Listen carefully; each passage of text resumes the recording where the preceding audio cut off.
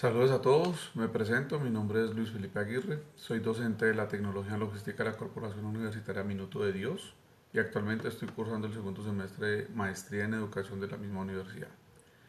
El tema que nos corresponde hoy es el de aproximándonos a la pedagogía y a la educación como ciencia. Abarcar el tema global para pasar a responder finalmente las preguntas planteadas en la actividad.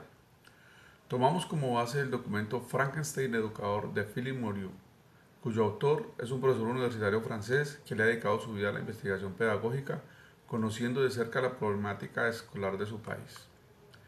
Este texto nos plantea que el alumno es quien debe encontrarse en el centro de la educación y resalta frases tales como que el alumno está hecho para las lecciones y no las lecciones hechas para el alumno.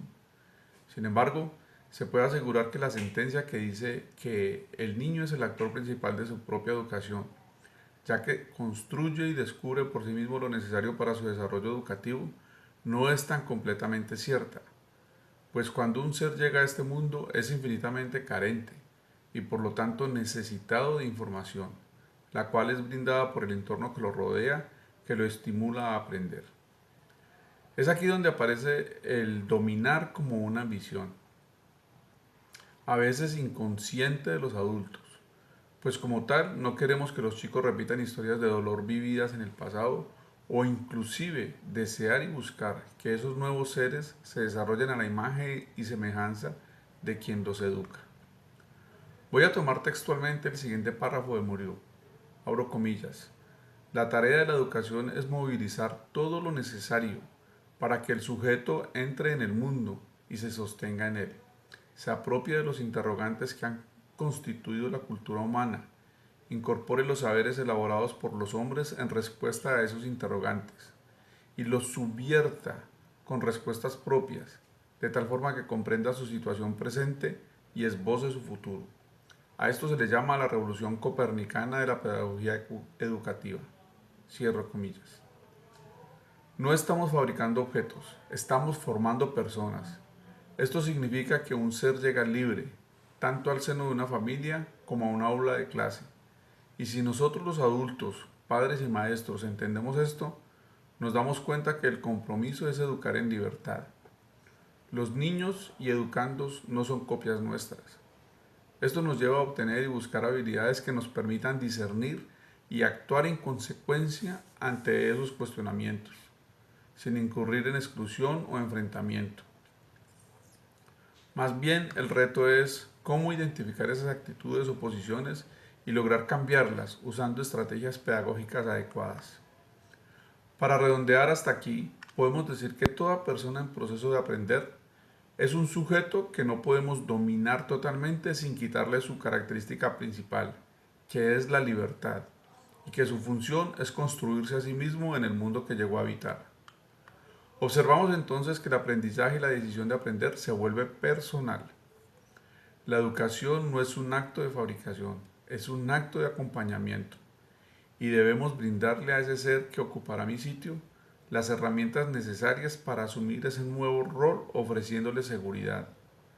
Las reglas deben existir y por tanto también las prohibiciones, enmarcadas en el respeto por el otro y en la libertad, siempre en busca de esa seguridad. Generar ese espacio de seguridad donde el aprendiz se mueva con confianza y poner a disposición del educando toda la energía para que se movilice hacia nuevos saberes son las dos responsabilidades principales de un pedagogo. Aquí la horizontalidad y la verticalidad de la educación se dan: envolver y elevar, nutrir y encaminar hacia algo que lo llevará a ser dueño de su destino. En la búsqueda de la autonomía, lo que debe hacer el adulto, docente o padre, es soportar, crear la infraestructura, colocar los andamios que luego le irán siendo retirados poco a poco hasta que se suelte. Por lo tanto, la autonomía es algo que se construye día a día. Lo que realmente busca el educador pedagogo es que el alumno alcance lo que él quiere que alcance, pero que el estudiante lo encuentre por sí mismo, de tal forma que el aprendizaje sea perdurable. Aparece otro concepto innovador y transformador de las teorías tradicionales, y es el aprendizaje diferenciado. Cada ser es diferente e individual, no hay otro igual. Esa capacidad de lectura del entorno y del contexto del educando debe ser una característica del pedagogo. Esto no significa permitir que no se haga o no se dirija. El educador debe controlar y encaminar el aprendizaje siempre. Entonces, respondiendo a las preguntas. Primera, ¿qué aspectos replantea de los supuestos teóricos que conocía sobre educación y pedagogía? Creo que todo el texto reafirma lo entendido por mí hasta ahora. La educación es el objeto de estudio de la pedagogía, es la acción de transmitir conocimientos. Puede ser consciente o inconsciente, mientras que la pedagogía es una ciencia cuyo objeto de estudio es la educación. Siempre es consciente y reflexiva. Es el cómo de educar. Segunda, ¿qué aspectos de la lectura le fortalecen su práctica profesional? Toda la lectura lleva intrínseca el proceso de llegar a ser pedagogo y no simplemente un transmisor de conocimientos, pues el objetivo es la apropiación por parte del alumno de su saber.